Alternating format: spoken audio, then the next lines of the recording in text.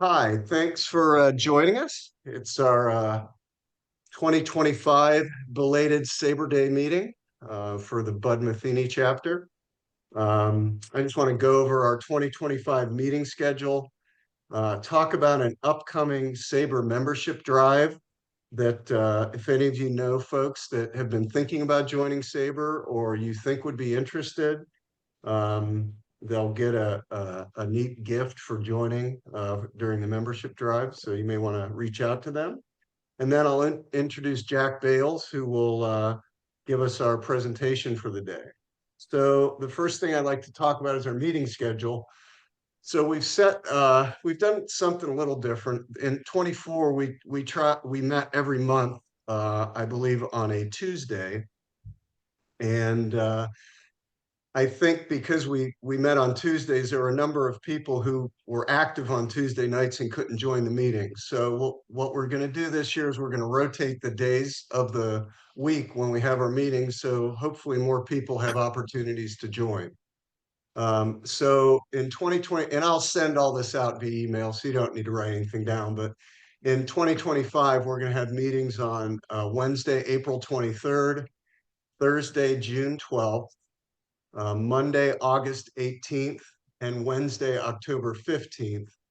And those will all be via Zoom. And we've had some feedback from members on wanting to get together in person for meetings. The reason I'm keeping them via Zoom is because we have such a wide geographically dispersed group. If we tried to all meet in one place, I think it would be hard for people, especially going across the bridge tunnel if we wanted to go up into the Williamsburg area. So we're going to do those all by Zoom. But in terms of meeting together, we are planning on meeting again up in Richmond and down in Norfolk for baseball games during the 2025 season. And right now we've got Sunday, May 18th. At 1:35 up in Richmond, the Flying Squirrels will be playing Erie.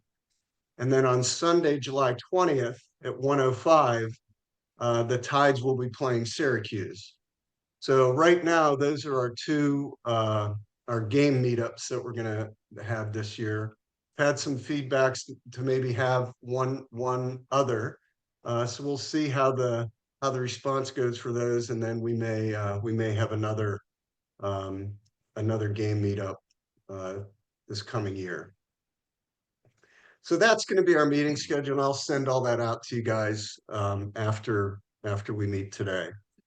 The membership drive is going to be from March 1st to April 30th. And so anybody new who joins during that period is going to receive a SABR 500 Home Run Club custom card set. I haven't seen it, but I'm fairly certain, knowing the baseball card committee, it'll be a pretty interesting gift for folks for joining SABR. So again, that's going to be from March 1st to April 30th. They're going to modify the sign-up form so that the person who's referring the new member is known, and if any one person is able to refer 3 or more new members, they too will get that custom card set. And I also think they'll get a SABR lapel pin. So that is the SABR membership drive that's going to kick off on March 1st. And again, I'll send out info to folks as we get closer to that, and as I get the official wording from the SABR central office, I'll send that out to anybody. So I'll stop there and just see if anybody has any questions about what I said, and I'll take those now. And if not, we'll go ahead and get going. Drew, we're not So limited geographically to where we recruit from where we recruit people. Like I have 3 people I'm thinking of. One is a student who's the one of the managers of the baseball team at Appalachian State. One is that student's father who lives on the Outer Banks, and mhm. one is my son who lives in Raleigh. Right. You can recruit from North Carolina. Yes, Okay. they just had I think the parameters will be that they sign up for a 1 year membership, and then they put our chapter as their primary chapter when they sign up. Okay. Any other questions? All right. So Jack Bales is going to speak to us about William Hulbert, who was the Chicago White Stockings and National League president in the I guess the late 1800s. Jack has presented to us in the past about the Chicago Cub shot for love by a showgirl, and also about Lewis Meacham last year, who was William Hulbert's sidekick. So this is kind of the rest of the story, as they say, about William Hulbert. And with that, I will turn it over to Jack for his presentation. And Okay.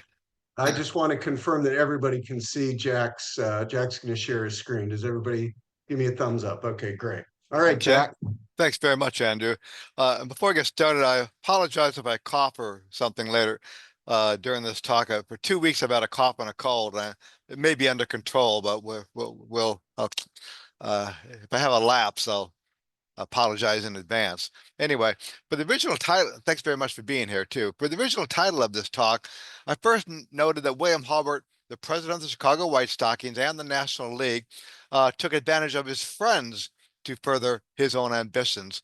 Now, for quite a few years, I've corresponded with the Chicago Cubs official historian, Ed Hardig of the Chicago chapter.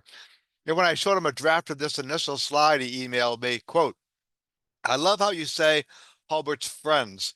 I think that word needs to be put in double, triple, or even quadruple quotes, as I don't think Hulbert had any friends. He used people to get what he needed, and then he moved on. And maybe that's why there is only one known photograph of Hulbert out there," which I thought was pretty funny. Uh, Anyway, when he died on April 10th, 1882, sports writers praised his leadership as a founder of the league in 1876. And stockholders, officials, and ball players of the Chicago Ball Club, of which Hulbert was also president, uh, gave their own eulogies. And one of several resolutions they unanimously adopted was, as you can see here, that the club stockholders had lost, quote, "a zealous and trustworthy custodian of their interests." Now, some of the shareholders of the old Chicago Baseball Association, the predecessor to the Chicago Ball Club, might well have objected if they had heard Hulbert referred to as someone who really had their own interests in mind at all times. And obituaries mentioned his, quote, "unerring instinct of right," but Hulbert's sense of what was right sometimes meant only what was right for him.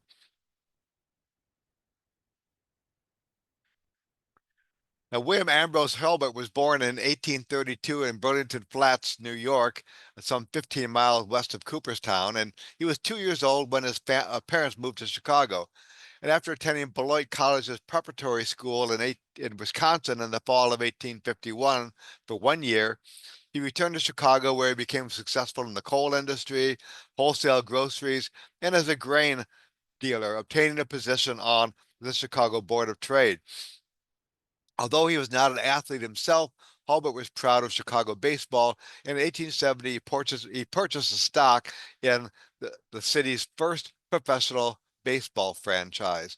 Unfortunately, the Great Chicago Fire of 1871 prevented the team from finishing out the season, but a year later, Hulbert and a few others formed the Chicago Baseball Association, with Hulbert elected as a director. Of course, the team needed a ballpark. In 1872, they arranged for the construction of a new park on the city's south side called the 23rd Street grounds.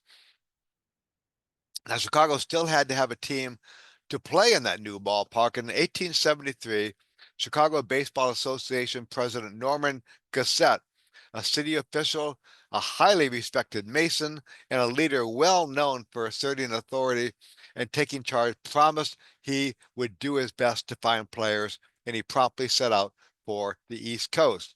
And his journey proved successful. And on August 16th, 1873, newspapers announced that Chicago would indeed have a professional team in 1874. Now, if an administrator could be known as Mr. White Stockings, similar to what Ernie Banks for the Chicago Cubs a century later as Mr. Cub, it was probably Norman Gazette. After serving in the Civil War, he was clerk at the City Circuit Court of Cook County, which led him to found his own real estate firm. Before he died, he started the planning of the Masonic Temple uh, at uh, at the corner of State and Randolph Streets, which would be when it was built, the highest building in the city. In essence, both in and out of baseball, Norman Gazette was really just one well-respected man. And after Gazette resigned as club president in August of 1874, the Chicago Inter-Ocean eloquently praised him and declared, of course with the usual hyperbole, that Gazette, quote, has done more for the elevation of the game than all the other managers in the country. Now, he said he resigned because baseball occupied too much of his interest uh, and he needed to attend to his own business interests. But there was more to it than just that, and part of it was due to, you guessed it, our old pal, William Hulbert. Now, in July, rumors of Chicago players throwing games was rampant in Chicago, and the names of pitcher George Zetline and outfielder Ned Cuthbert had come up more than once, and the players were even suspended for a while, but were later reinstated. And as this newspaper stressed, quote, the selling of games is an offense which should not be tolerated for an instant. A club, which contains men who are known to have sold games is a more than useless organization. Also, in the fourth inning of an August 8th game, an August 5th 5 game in Chicago against the White Stockings, the New York Mutual's pitcher Bobby Matthews overshot second base, allowing the White Stocking Levi Meyerly to reach third. He got home though on another hit, and in the fifth inning, with the White Stockings down 4-2, it was announced that Matthews was too sick to pitch, and he left the game. And his pitching as leaving the field led spectators to think that the game was fixed, the fix was in, and they booed him as he went off the field. Now, this feeling of crookedness continued with the easy delivery of the next pitcher and the listless batting of the Mutuals team, and Chicago won 5-4. And the papers said that they believed that 4 Mutuals players threw the game, and there was no evidence that Chicago was in on it. But the whole affair was big news in the press and among the fans, and the Mutuals even produced a letter from Bobby Matthews' doctor saying he'd been sick for 2 days, and the doctor had told him he shouldn't be pitching. But after a while, the whole controversy died down. But it really left a bad taste in everybody's mouth. And on the previous slide, the sports writer even said that fans thought it was the responsibility of Norman Gazette to do a thorough investigation. And William Hulbert thought it was too. And as Ed Harding, the Cubs historian, told me, quote, my recollection is that Hulbert felt that Gazette wasn't reacting enough to the rampant gambling around the National Association in general and with the White Stockings specifically. Gazette was willing to resign as a show of good faith to the stockholders, though he, meaning Gazette, already had a plan to stock the board with his people so that the re-election was a given. That is, until Hulbert began his work in blocking appointments and getting his guy elected, and more surprisingly, or not surprisingly, himself elected as secretary. And after all the officers resigned, that is exactly what happened. In August 1874, stockholders held an election for officers. As these minutes point out, George Gage, a well-known city park commissioner and a businessman, there's a community area in Chicago, and a park named for him on the city's southwest side, was elected president. George Gage was president. A guy named Philip Wadsworth, who was a importer, commercial merchant. Uh, Charles Bartlett, a railroad executive. They were named directors. Hulbert was once again reelected as a director, and also, as you can see by the bottom of the box item there, he was elected secretary. A year later, William Hulbert was elected president after the death of club president George Gage, which was exactly how Hulbert had planned all this. Everything was falling into place the way Hulbert wanted it, but he wasn't finished yet. Um, Two important events. One, White Stockings fans were certainly looking forward to the start of the 1876 season in July of they were looking forward to the 1876 season in July 1875. And Hulbert had quietly signed Boston's ace pitcher, Albert Spalding, who would join the club as secretary as well as captain. Also on board were Spalding's teammates Ross Barnes, James Deacon White, and Cal McVeigh, as well as the star of the Philadelphia Athletics, Adrian Anson. On July 8th, the White Sox began an 11-game winning streak. Then on August 1, put them solidly in first place, 7.5 games in front of the St. Louis Brown Stockings. And my second point, at about this time, Chicago fans noticed the White Stockings directors were making no efforts to acquire ball players for the next season. And on July 30th, the Chicago Daily Tribune mentioned that people have been asking about this, and as the newspaper responded, as you can see here, that Hulbert deserves a lot of credit for what he has done for Chicago baseball, and that, quote, he will do just what is best, no doubt.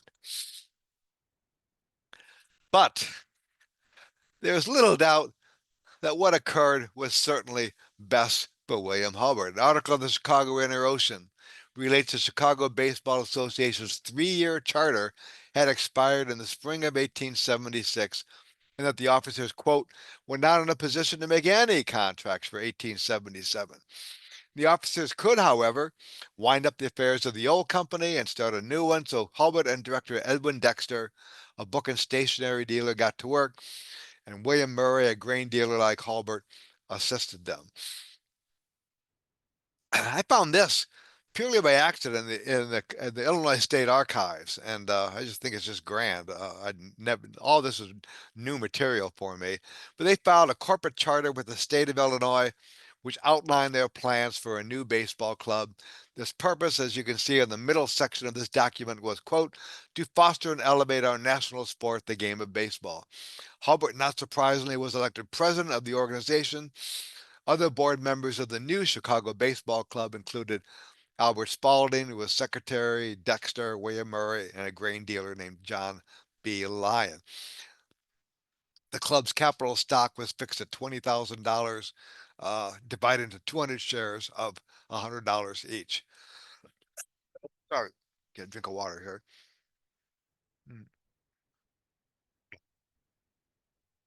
Uh, Now, contrary to popular belief, though, Hulbert did not come on board as the majority stockholder of the new organization.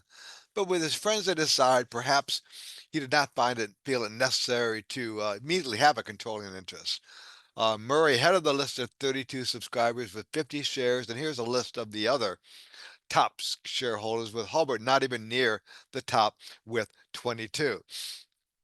Other prominent stockholders were Dexter, Norman Gazette, Chicago banker John DeCoven, and Charles Bartlett, a railroad executive. He was also a director of the Chicago Baseball Association. I was a bit surprised to find first baseman Cal McVeigh and second baseman, sorry, uh, Ross Barnes as subscribers, but a newspaper article mentioned that talented baseball players would be offered a chance to purchase stock with the hopes they would be encouraged as stockholders to remain solid, uh, proficient ball players. But not everyone was given this opportunity. to the stockholders. And this arrangement was all very nice and cozy for Hulbert and his friends. But what about the investors in the old Chicago Baseball Association? Sorry, who were not shareholders in the new Chicago Ball Club. Uh, I tend to talk out loud. I'm going to kind of tone it down a bit, so I hope you can still hear me. One journalist declared that a few of the original officers had known early on that the organization would be losing its license and therefore legal status. So they, quote, quietly set to work, obtained a charter for a new association, elected officers, issued new stock, which was all disposed of before some 20 or 30 old stockholders were aware of the movement. And naturally, these disenfranchised individuals objected to being shut out of the new group. Newspaper ads urged all stockholders of the association to attend a special meeting to address important business, in quotes. And about a dozen of the stockholders met, but animated discussion really produced very meager results. Newspapers did report that the disgruntled stockholder investors hired an attorney to ascertain what their rights were and to fight for them. Mm.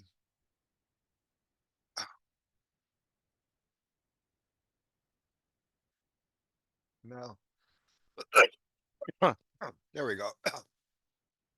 Remember the resolution in which William Hulbert was referred to as, quote, a zealous and trustworthy custodian of baseball's interests?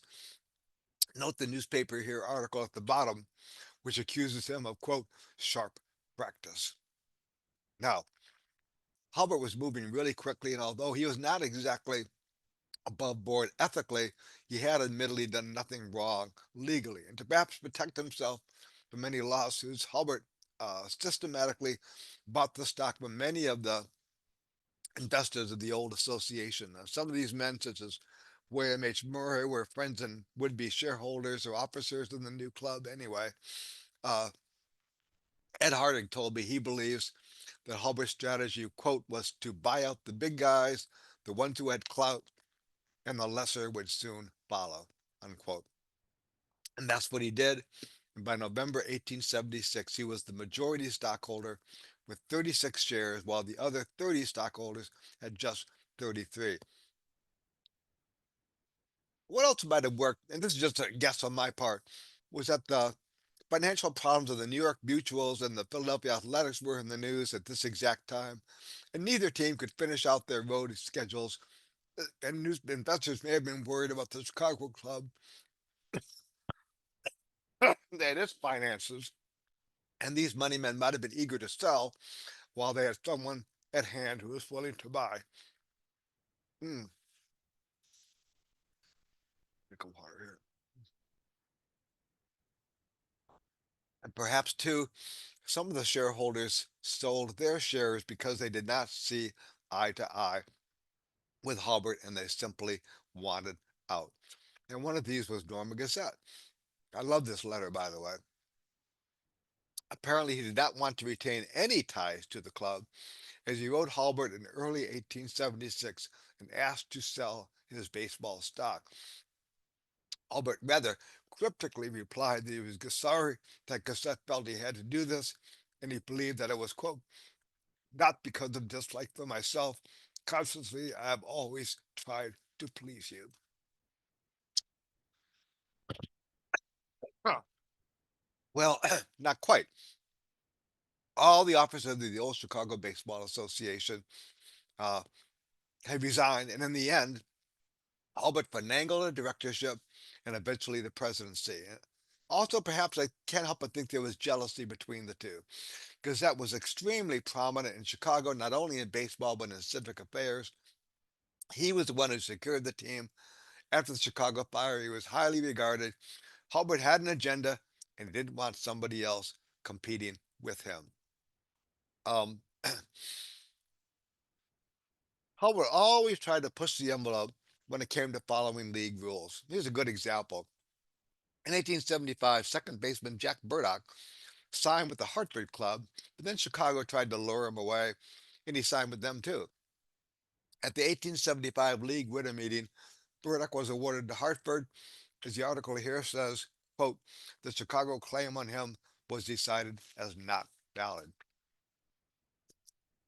The whole affair prompted an angry Harry Wright, who was manager of the Boston Red Stockings, to really give Hulbert a piece of his mind. He said, quote, can you blame the players for not respecting the rules when the club managers do not?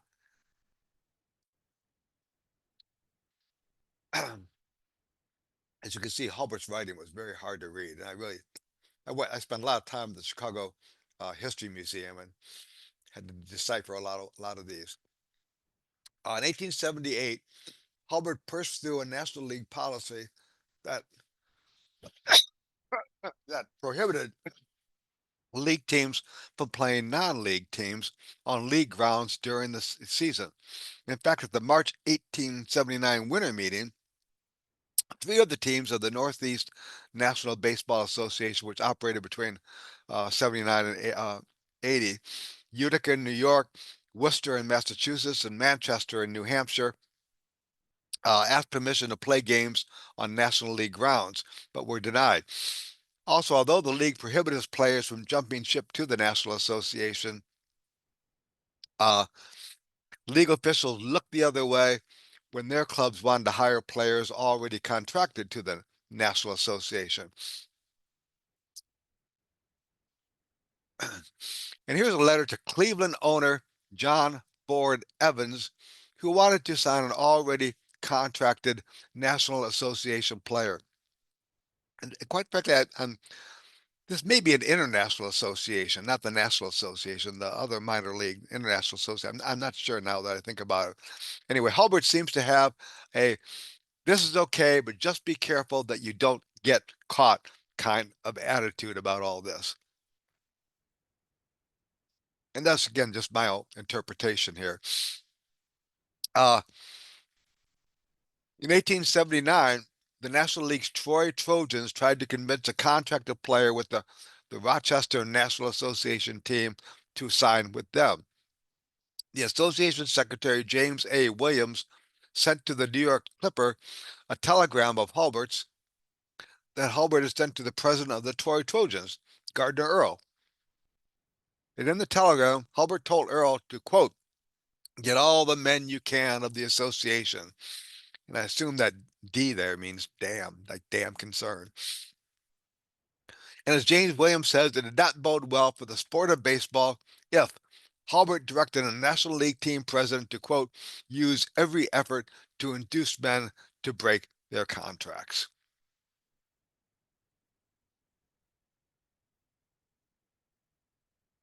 And this article also concerns National League clubs trying to, quote, steal, the newspaper's words, players already assigned to National Association teams. And the writer puts most of the blame on Hulbert, saying that the league's, quote, arrogant position is the responsibility of President Hulbert.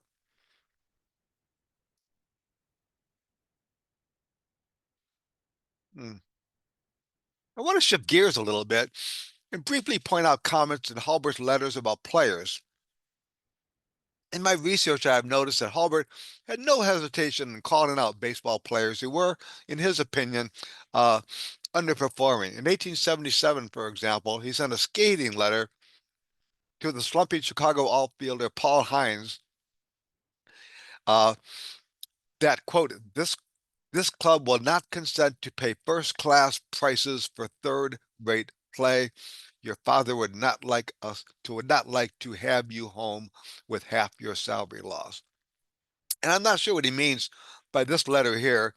Note that all the adjectives begin with the letter S, and they're not at all very complimentary. Kind of a strange letter. This one gets a little worse. Here's to the owner of the Boston Ball Club, concerns Cincinnati owner J. Wayne Neff, and the reorganization of the Cincinnati team, whose players Hulbert believes are, quote, worthless scalawags. And by the way, note the almost non-existent words here, and I'll get into that at the end. Now, after Cincinnati finished last, in 1876, they signed the outfielder Lip Pike, who had previously been with the St. Louis Brown Stockings. He played for Cincinnati in 1877, and after 31 games in 1878, he was released when the team got Buttercup Dickerson. Pike then signed with Providence, but after 2 weeks he was released after he went 0 for 7 and made 3 errors. Then he played for the minor leagues for a few years. And Freeman Brown was a native of Worcester, Massachusetts, and in '79 he was a secretary of the National Association's Worcester team, and in 1882 he was the manager. Here Hulbert gives Brown his rather scathing opinion of Lip Pike, whom he called a worthless, ungrateful, low-lived whelp. I can understand maybe the worthless and ungrateful, but a low-lived whelp, my God, that's low, all right. Now, Hulbert was known for being sure that Chicago had the best possible schedule each season. Here he asked the National League officials to meet in Buffalo to arrange a schedule for the forthcoming season. At the March meeting, the schedule committee presented a schedule which the Cleveland and Buffalo delegates objected to because they would have games in their own cities at the same time as their respective race weeks, which I guess were horse races. Couldn't believe all the discussion over this. There's so much discussion about this over quite a few hours. But as one article pointed out, quote, President Hulbert, we believe, found an outlet from the labyrinth of trouble in which they had become entangled. Boston would play in Chicago during race week in Buffalo, and Cleveland would play in Cincinnati when the races were going on in Cleveland. And the problem, well, it wasn't. The objection in the Cincinnati article quoted here is because with the revised schedule, the Chicago team did not have to pay travel expenses, but got to play an extra day at home. And as I've noticed more than once, various baseball administrators held the philosophy that Hulbert believed that Turkey was for himself and Buzzard was for everybody else. I noticed, and Tom Melville made similar comments in his book, Early Baseball and the Rise of the National League, that Hulbert did not feel bound by the National League rules when it came to working for the Chicago club. In 1878, he persuaded Indianapolis to move one of their home games to Chicago. In 1882, he got Buffalo in exchange for a larger share of the gate seats to move 3 of its home games to Chicago. And he also got Cleveland to move one of its home games to Chicago. Little wonder that the Cleveland newspaper published this rather blistering article concerning Hulbert's tactics. It says here, Hulbert buys and bullies until the championship lodges in the grasp of the club. Of course, William Hulbert was the principal force behind is he here?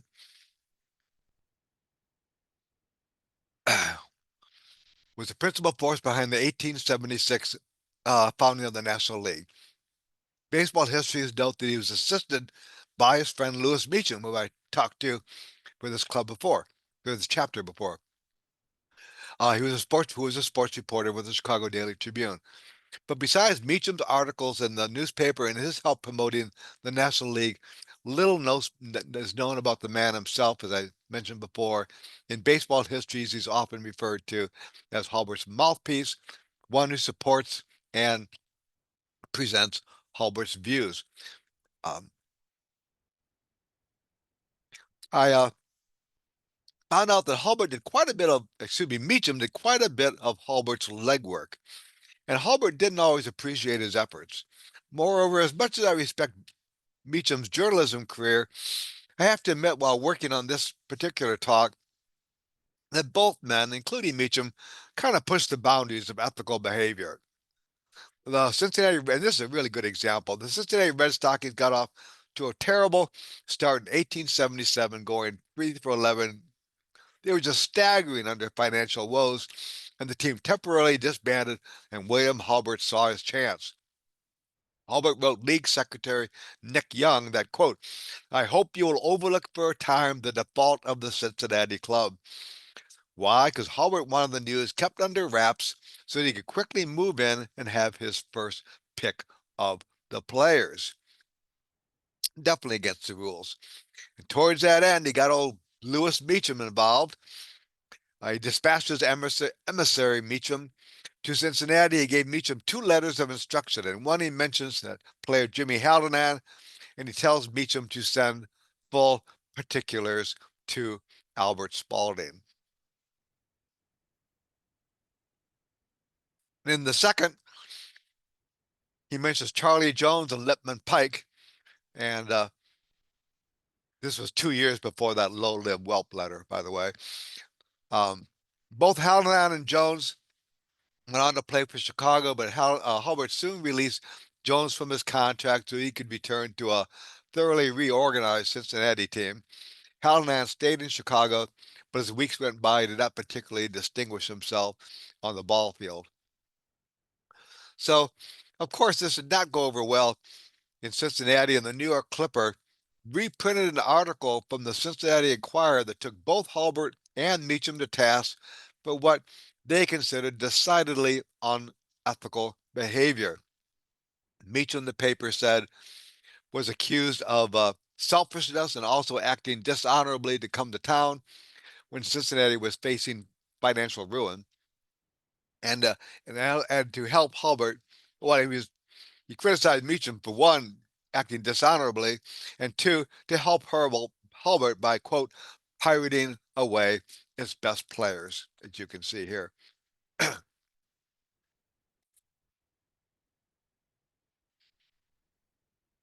One more thing. Thanks for bearing with me, by the way. This is my favorite letter of all of them because it really puts everything in perspective here. In early 1875, Hulbert quietly wrote C. Orrick Bishop, a member of the board of directors of the St. Louis Brown Stockings, about his ideas for a new league and how Lewis Meacham and the Tribune supported these plans. He wrote, I see no great objection to giving players friendly to us an inside view, Hulbert told him. He added that, quote, I am sure we can trust Meacham and the Tribune. This letter tends to convey the attitude that Meacham was there to do his bidding. And the last sentence tends to corroborate what I've tried to convey here this afternoon, that Hulbert was out for himself first and the Chicago club second, and the heck with anyone who got in his way. And as he writes here, look at the part in red there, he said, I can refuse him without care. That is, he has no concern about Meacham whatsoever. As I said at the beginning of this talk, obituaries mentioned his, quote, unerring instinct of right, but Hulbert's sense of what was right generally meant only what was right for him and his interests. And by the way, the Chicago Ball Club would last until 1892. Then when President James Hart and two others formed a stock company and purchased the National League franchise from his principal stockholders, including Albert Spalding, and he renamed it the Chicago League Ball Club. Just one more thing. Note all these smeared words here on this letter, and some words are lighter than others. And I got these letters from the Chicago History Museum, used to be called the Chicago Historical Society, and there are all these bound volumes of just blank tissue. They were of blank tissue paper. They originally were blank tissue paper, and these were called press books. And I asked one of the librarians about this. This is like the 19th century version of carbon paper or photocopy machines. And people would write letters using a special copying ink, and they would dampen one of the pages with uh, uh, one of the pieces of tissue paper in these blank books, and they have to put in a piece of oilcloth behind it and lay the letter, face down on this damp tissue paper, and screw this press book, what was called a press book, on top of it, and tamp it down really tight, and then take it out. And I would read all these letters through the tissue paper. It was like a mirror image. So the letter was pasted down and put down and pressed down, And then I would read these letters through the tissue paper. But as you can see, the writing would be on the reverse side. But as you can see, like at the very bottom there with Meacham's Hulbert's signature, the ink would often smear. Some letters would not transfer very easily. I've done a lot of work with Hulbert, and I've always thought about doing a major project with him. But one, his handwriting's so awful. For starters, Spalding had very good handwriting, but the letters were so hard to read with these press books that I kind of said, well, I'm not sure I'm going to ever do that. But I like these smaller versions of talks. I'm working on one. I'm thinking about working on one. I'm active in the 19th Century Committee. I'm doing one about either Jimmy Wood or Ed Harding, the Cubs historian, suggested Norman Gazette because he got the Chicago ties, the ties to the baseball team, the ties to William Hulbert. I need some kind of good hook to write about, and I may follow through on this. I've got a researcher right now at the Chicago History Museum, kind of looking around poking around the letters and see what she can find. Anyway, that's about it. Anybody have any questions? I'm glad I made it through with my voice. Yeah, Jack, thanks for sticking it out. So I guess I don't find his behavior any different than the behavior of any um, major owner. In other words, I think, if you go back into the near past, Charlie Finley, for example, wasn't exactly a great guy, right? That's right. And he kind of did what he wanted to do. And so I just wonder if this is just the behavior of people who own enough money to be an owner versus any one individual.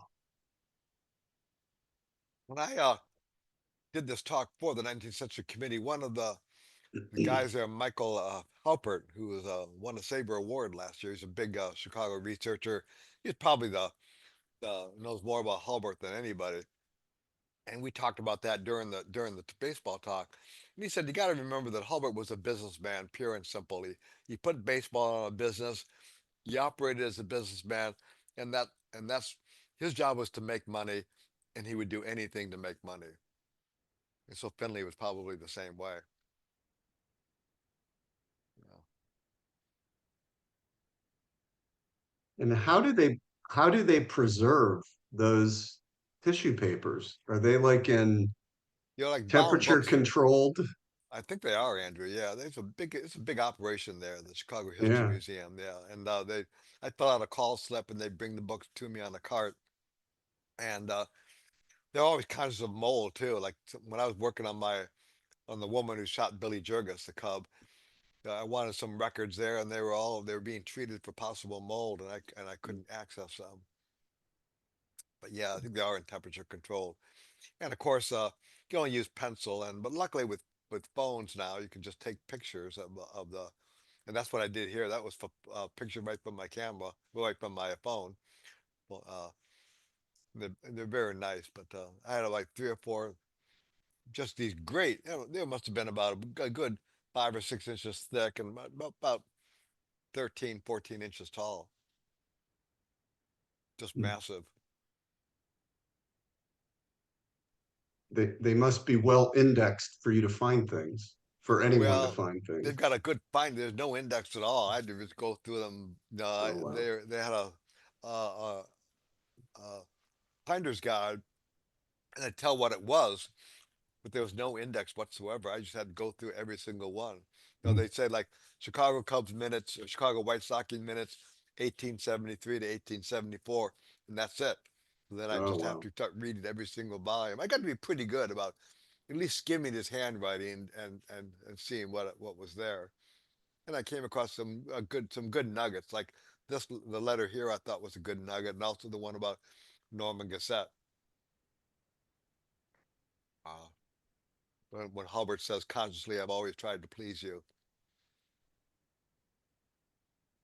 Did Hulbert do anything that was considered illegal? No, not at all. In fact, Ed Harding and I talked about that, and he said he said he never really did. It may have been unethical, like especially like shutting down the baseball club and started a new one and only letting his friends be stockholders. But he bought them all out. He quickly bought them all out, so they couldn't complain too much, and he gave them a good price too. Mhm. So and people complain, they consulted their own attorney, as I said in my talk, and but not much happened from it. So no, he did nothing illegal. At least I couldn't find anything illegal. I couldn't find anything scandalous or anything like that.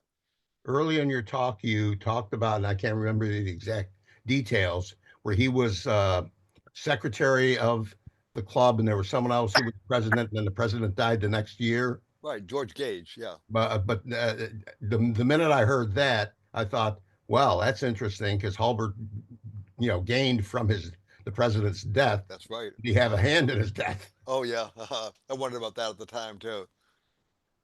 But his wife was very respectful to the baseball club and did what she could, and uh, I could not see any animosity between Gage's wife and the baseball Mhm. club at all. He was lauded all over the place in the in the Chicago newspapers. Now, this was the time when Cap Anson Sure, supposedly sure was. committed a lot of his racist Right. actions. Mhm. Was there any discussion about Hulbert having the same racist attitudes? That's a very good question, Ray. And I have never found anything. I see comments about Anson in the letters, and you read between the lines, and you could see some things. But Hulbert though had a big thing about alcohol. He did though. He didn't want the riffraff in there, Hmm. and he didn't want Sunday games because he didn't want the low class of people in on a Sunday. He didn't want any alcohol either too. And I came across one letter. Uh, I can't quote it off the top of my head, but he was talking to someone on the uh in a minor league team, and he was, oh no, it was an American Association team. He was quite friendly with the guy. I can't remember his name now, but he said, you do not want alcohol. You do not want the lower classes in baseball. You do not want Sunday games for that reason. But so he's definitely a class person, but no way did I ever see anything about racial overtones. More class than anything else. Of course, that might have been class right there, though, too. Never by name. That was a good question. Thanks for asking that.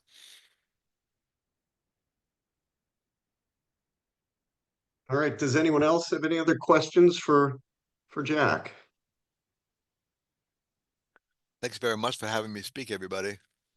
Thank you for offering it. We appreciate it. Thank you, Jack. It's always a well researched discussion. Yes, that was very good. I enjoyed it. Thank you. Thank you very much. Well, Andrew, if I do anything with Norman Gazette, and I'll work through all these papers like I do with all my talks, I'll let you know. Please do. Yeah. You're always welcome back. Thank you. I'm going to come probably join a meeting just as a viewer sometime too, because I'm on your Well, list. you're always welcome. Thank you. Thanks, everybody, too. Thanks, All Jack. right. Does anybody have any hot stove questions? I have one for Ray, since his New York Yankees have now decided to allow facial hair. I saw I that. didn't. Yeah. What did you think of that, Mr. Troiano? Well, what's interesting is that in the 70s, Thurman Munson had facial hair sometimes. Yes, he did. I Had a don't nice little understand. mustache. Yeah, yeah. So, I mean, it, I kind of think that some of these players go overboard with their beards, like Charlie Blackmon, and then their long locks sticking out of the back. I mean, I'm for clean shaven, short haired people playing baseball, but I'm an old fart, so I'm Yeah, I think it disappointed was he. Didn't George Steinbrenner institute that rule? So before Yeah, yeah, Steinbrenner, Yeah. there were, yeah, yeah, he did. yeah, yeah. I thought that was an interesting change. I'm sure it has nothing to do with retaining players and more about just kind of lightening up a little bit for the current players on the roster. Yeah. Well, when it's interesting because Alfred Dugo, when he was playing with the Red Sox, had long hair and facial hair, and then he comes to the Yankees and he gets cleaned up. Look, Right. look at Johnny Damon. Well, Yeah, he's just like on saying, any other Johnny Damon, team yeah. except the Yankees. So, you know, it's At one yeah. time, the Cubs had a lot of guys with beards and everything, and the reporters called them the Scruffy Cubbies. Oh well. Seen in spring training, they're testing the ball and strike robot challenge. Yeah, Oh yeah. Yeah. I I was watching the Dodgers Cubs game 2 days ago, and me too. were you watching it when the pitcher got hit in the noggin? No, I didn't see that part. Yeah, came right up the middle, smacked him right in the side of the head, Ooh. knocked him out of the game, but he never lost consciousness. I saw he was in concussion protocol Uh-huh. yesterday. Yeah. It was Oh, not deliberate, though, I'm sure. Oh no, it was a Yeah, batted ball. It just just about. went right up the middle. Yeah. yeah. Yeah. Pretty scary though. I mean, you could hear it on TV. It was pretty solid, So solid you heard the smack. plunk on the head. Yeah, Oh wow. yeah, yeah. So, all right. Okay. Any any other topics to discuss in terms of hot stove? Or everybody excited about their team this year? Mm-hmm. Yep. Well, I worry that baseball's balance of power is being shifted a little more, despite the luxury tax and all the things they're doing to try and even up competition. With teams like with Cohen with the Mets, and then the teams like the Dodgers, and the Yankees in the past, and still the Yankees. I worry that the competition is becoming over unbalanced again. Yeah, one of my employees is a Pirates fan, and he just absolutely hates the Pirates, and he just complains about it constantly. Well, Yeah, not only do the Pirates not keep and sign their good players, but they don't seem to do a very good job of developing talent. Or or I don't know if it's being able to recognize talent. I don't know what it is, but they have sent a lot of great players into other organizations over the yeah, last 12 years, especially pitchers. I mean, it's amazing what you know, they don't sign the guys. I don't understand why. So um yeah, I'm surprised they attract as many people as they do the way they run the team. Oh yeah, my employee is from Pittsburgh, and he's an older guy. He yeah, remembers the '60s and the '70s and the Pirates Yeah. being so good, and he talks about that all the time. And he's just like, he said nobody in Pittsburgh likes to. I don't know if it's true or not, but he seems to think so. Yeah. I was listening to a podcast yesterday. I don't know if you guys listened to Starkville, but he interviewed Andrew Freeman. And so it was really interesting to hear his perspective coming from Tampa to Los Angeles, mhm, and how they how Tampa had to manage their players and their payroll versus now what he's experiencing with the Dodgers. It's a really Yeah. interesting conversation if you're interested in listening to it. It's very well done. A good half hour at a time. If and especially from Friedman, since he's lived in both worlds, right? He's right. lived in the tight budget world and the the unlimited budget world. So it was interesting.